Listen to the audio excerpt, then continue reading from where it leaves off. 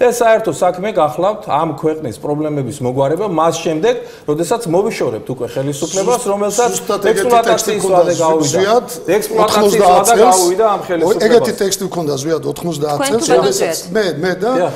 ზვიადის იმ თანამებრძოლებთან ერთად არ გულისხმობს სხვათა შორის მხოლოდ პოლიტიკურ პარტიებს, იმიტომ რომ პოლიტიკური პარტიები ყველანი რაღაც გარკვეული ნიშა ეჭირათ მაშინ საზოგადო მოღვაწეებსაც მახსენდება კარგად, რომელიც დღეს ბიძინას გვერდით განან. ზუსტად ეს ტექსტი მქონდა მაშინაც, როდესაც სამწუხაროდ ქვეყანა მიიყვანეთ სამოქალაქოებამდე, უნდა მოგვეშორებინა ქვეყნისთვის არაკომფორტულად მართველი, დიქტატორულად მართველი ზვიად გამსახურდია და საბოლოო ჯამში გამარჯვებული არც მე აღმოჩნდი, არც ზვიადი, არც არავინ ამ ქვეყანაზე საბოლოო ჯამში გამარჯვებული აღმოჩნდა ჩვენი მეზობელი იმპერია და მინდა გითხრა რომ არა განსხვავება ძალიან დიდი ზვიად შეიძლება შეგვიძლია არის ზვიად, მაგრამ იმ ადამიანებისთვის რომელიც ზვიად გამსახურდია ჯაბაიოსელიანის წინამძღოლობით წახვედით ჩვენი საქმეზე და